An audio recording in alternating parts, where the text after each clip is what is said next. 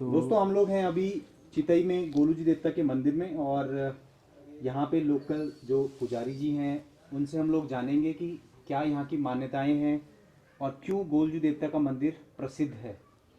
तो मेरे साथ में हैं, देखिए यहाँ पे सारे पंडित जी हैं, यहाँ पे मैं हूँ, बाकी विनय सगवान जी हैं और बाकी पंडित जी हैं। पंडित जी अपना अपना इंट्रोडक्शन आप बता दीजिए कि आपके क्या क्या शुभ नाम हैं और बताइए गोलू जी देवता के बारे में। ब्रह्म वैवर्त पुराण के अंतर्गत एक कथा आती है कि तारकासुर ने जब तीनों लोकों में त्राही त्राही मचा दी थी तो सभी देवता लोग परेशान हो गए थे। तो उन्होंने कहा कि आप ब्रह्मा जी के पास गए। वो उन्होंने कहा कि आप लोगों ने ब्रह्मा जी से कहा देवताओं ने कि आपने कैसा वरदान दे दिया कि तारकासुर को ये तो तीनों लोकों में त्राही त्राही मचा दी और हमारे ही पीछे दौड़ता है।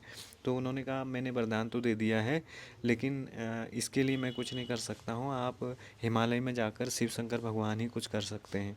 तो सारे लोग गए देवता हिमालय पर्वत। तो शिव भगवान तो 6 महीने तक समाधि में रहते हैं। उस समय वर्तमान में समाधि में थे वो, जब देवता लोग वहाँ गए तारकासुर के लिए। तो लास्ट में उन्होंने कामदेव जी से कहा कि आप अपने बाणों का प्रहार कीजिए अब, अच्छा। तभी इनकी समाधि खुलेगी। तो जब कामदेव जी ने अपने बाणों का प्रहार करना शुरू किया तो शिव जी की तीसरी दृष्टि खुल गई। तो तुरंत वो भस्म हो गए। अब तो उनकी जो पत्नी है वो रोने लगी, विलाप करने लगी कि देवताओं के हित के लिए तो मेरे पति ने कार्य किया था और आपने उन्हें ही भस्म कर दिया। तो तब भगवान शंकर ने कहा कि आपको अपने पति कामदेव की चिंता करने की कोई आवश्यकता नहीं है, क्योंकि उनका जो जन्म होगा द्वापर युग के अंत में कृष्ण के पुत्र प्रद्युम्न के रूप में होगा। अच्छा। तो अब द्वापर युग का अंत भी आ गया, कृष्ण के पुत्र पैदा हो गए प्रद्युम्न। तो जैसे ही कृष्ण के पुत्र प्रद्युम्न पैदा हुए तो बाणासुर का राज चल रहा था उस समय। तो उन्होंने उनका अपहरण कर लिया प्रद्युम्न का। तो अब वहाँ जो खुशी की लहर थी वो शोक में बदल गई। तो शोकाकुल हो गई कृष्ण भी। तब उन्होंने आदिशक्ति माँ जगदम्बा का ध्यान किया। तो आदिशक्ति माँ जगदम्बा ने उन्हें दर्शन दिए।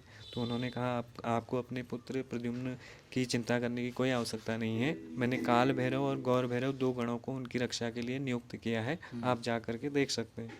तो वो अपनी योग माया से कृष्ण भगवान जब देखते हैं तो उस समय संयोग से गौर भैरव ही उनके पुत्र प्रद्युम्न की रक्षा कर रहे थे। अच्छा। तो ऐसा जब उन्होंने देखा तब उन्हें वरदान दिया कि जिस तरीके से तुमने मेरे पुत्र प्रद्युम्न की रक्षा की, उसी तरीके से आज से तुम इस पूरे हिमालय खंड के अधिपति देवता के रूप में, न्यायकारी के रूप में, कृष्ण अवतारी के रूप में मैं आपकी स्थापना करता हूँ।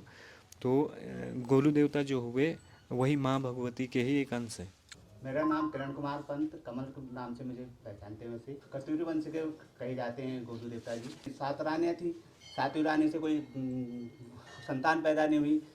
तो एक वहाँ पर सिद्ध बाबा जी आए, उन्होंने कहा आप 8वीं शादी कीजिए, यज्ञ कीजिए, शादी कीजिए, उसके बाद आपको पुत्र रत्न की प्राप्ति होगी।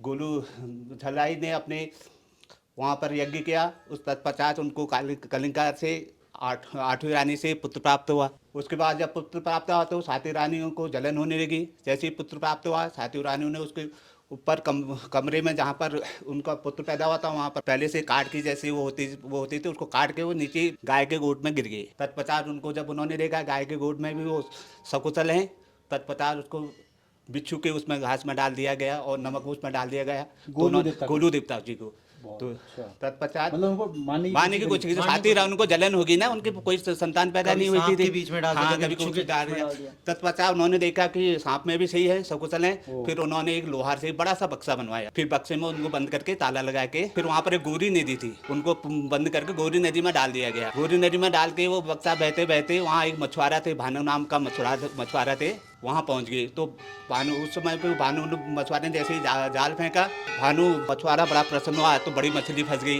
उसने बहुत जोर लगाया, बड़े मुश्किल से उसने बहुत जोर लगाया तो तब जाके बाहर निकाला। तो उसको जब बक्सा का खुले गया तो बक्से के अंदर शिशु प्राप्त, वो गोलू देवता थे।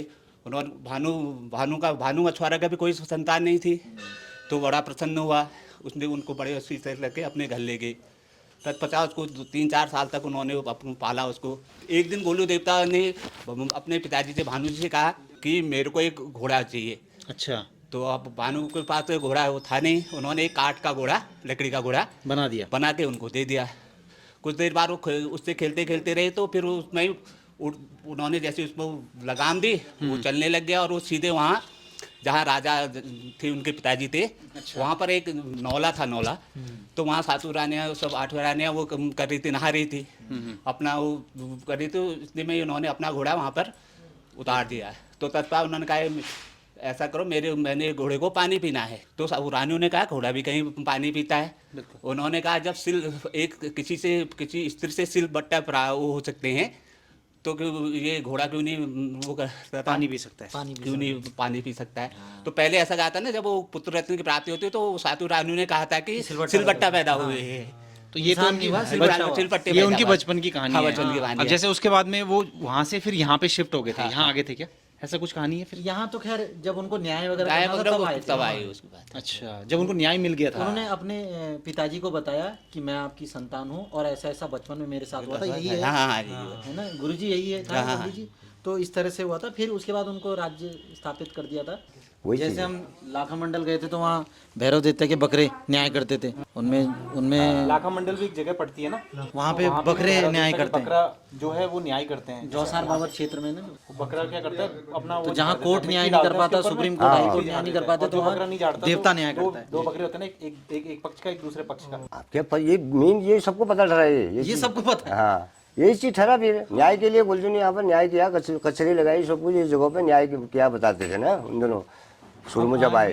वही आस्था आज प्रत्यक्ष में, आज आज भी प्रत्यक्ष में है। आज भी ये चीजें प्रत्यक्ष आज भी वही प्रत्यक्ष है ये। अभी न्याय के लिए आज दुख हो, तकलीफ हो, मनोकामनाएं हो, प्रत्यक्ष में है।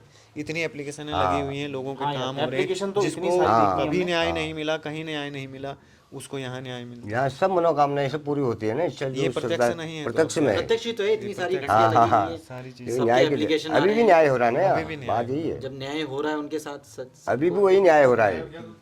जब आदमी की सब मनोकामना पूरी होती है तभी आता है। इतने घंटियाँ चढ़ी है, इतना वो भंडारा करते हैं लोग, ये लगे जो जायज न्याय है वही पूरी होंगी, है ना, जायज न्याय। अन्याय नहीं होगा, अन्याय नहीं होगा। ऐसा नहीं कि कोई भी कुछ भी उटपटांग मुराद मांग रहा, कुछ भी। नहीं वो नहीं, बिल्कुल सत्य चीज होगा ना।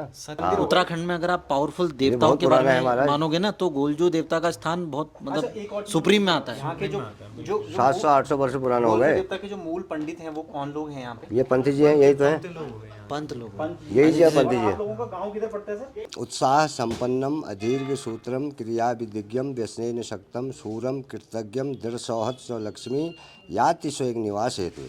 मतलब आदमी जो उत्साही है ना, सूरवीर है और क्रिया की विधि को जानने वाला है, उसके पास लक्ष्मी खुद दौड़ के आती है। व्हील भक्ति वंदना, ओम नमः शिवाय, प्रायोजक all out mosquito coil, Dabur Lal Dant Manjan, नवरत्न तेल, ठंडा कूल कूल और सह प्रायोजक हैं रालको टायर। देखना ना भूलें हर शनिवार रात 9 बजे ओनली ऑन दूरदर्शन।